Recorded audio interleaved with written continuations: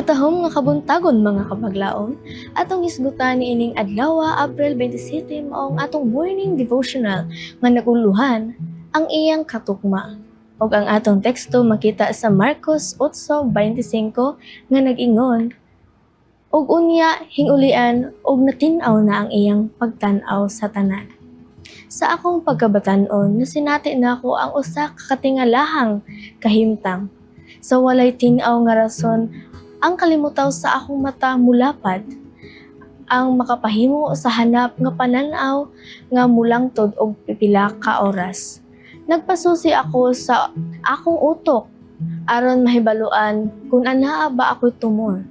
Niadto ko sa usa ka ophthalmological institute diin ilang gitun-an ang akong mga mata apan wala makakita og bisan unsang sayop.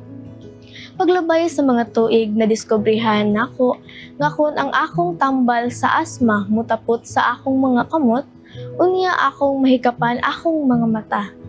Musangpot kini sa pagkalapad sa akong mga kalimutaw. Gisaysay ni Marcos ang usa ka dili kasagarang milagro nga wala natala sa bisan unsa nga laing magsusulat sa ebanghelyo. Kini usa sa duha ka kalakang mga gipatuman nga pagtulunan nga gigamit sa pagpaila sa labing dako nga pagpadayag sa tanang panahon. Usa ka buta nga tawo ang gidala kang Hesus, ug human gibutang ang iyang mga kamot kaniya. Si Hesus nangutana kaniya, "Duna ka ba'y nakita?" Marcos 8:23. Ang tawo nakita og usa ka butang apan dili tin-aw. Nakita ako mga tawo apan nakita ko sila nga murag mga kahoy nga naglakaw-lakaw. 24. Nakita siya og usa ka butang apan kini sa limitado nga panan-aw. Unya giusab ni Hesus sa pagtapion ang iyang mga kamot diha sa mga mata niya. Og kini siya mitutok og unya hingulian og natin-aw na ang iyang panan-aw sa tanan. 25. Pinaagi sa iyang mga milagro, si Hesus wala lamang nagtan-aw sa pisikal nga kaayuhan apan nagtudlo usab sa mas lalom nga espirituhanong mga kamatuoran. Human dayon niini nga duha ka mga lakang nga milagro ang tinuod nga kamatuoran sa pagkatawo ug misyon ni Hesus gipadayag usab. Kini ang milagro naglakip sa tulo ka dili hitupngan nga mga elemento. Una, gipangutanan ni Hesus ang mga buta nga mga tawo mahitungod sa pagpa-epektibo sa pagkaayo. Ikaduha, ang buta nga tawo mitubag.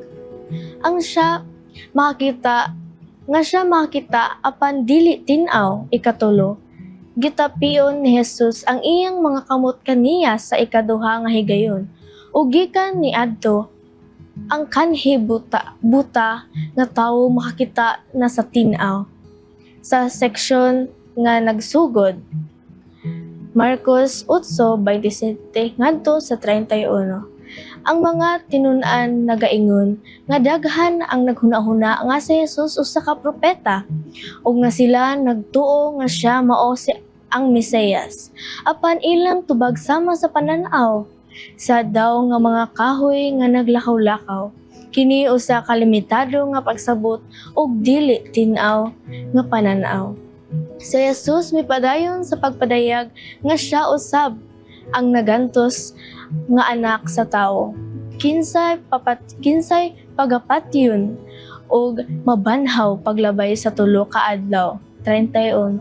Sama kanila sa diha nga atong dawaton ang panginahanglan sa iyang kamatayon, kita magsugod sa pagtan-aw kang Hesus sa husto. Ang iyang grasya mahimo nga tinuod kanato. Mangayo kita sa Dios alang sa usa ka adlaw-adlaw nga pagpadayag sa iyang walay kinutuban nga gugma nga gipakita sa krus aron kita makakita sa tin-aw. Mag-abot ta mga kapaglaom. Among Dios nga naa sa kahitasan sa mga langit. Ginoo, dako akong kalipay na intakna sa kabuntagon nga kami nagtuon na usab sa imong mga pulong. Ginoo, unta katong mga pulong nga among natun-an karong kabuntagon, Ginoo, matisok kito sa ilahang tagsa-tagsa kunahuna nga unta magamit nila sa ilang adlaw-adlaw nga panginabuhi. Ginoo, kato naga-refleksyon kanamo, Ginoo, nga dili lang kami magatuo nga Ginoo, nga magatuo kami bisag wala mi nakakita kanimo, Ginoo. O kami nagapangayo sa mong kami Ginoo nagapangayo sa mo nga unta kami imong pasayloon sa mga kapakyasan sa ngalan ni Jesus. Amen.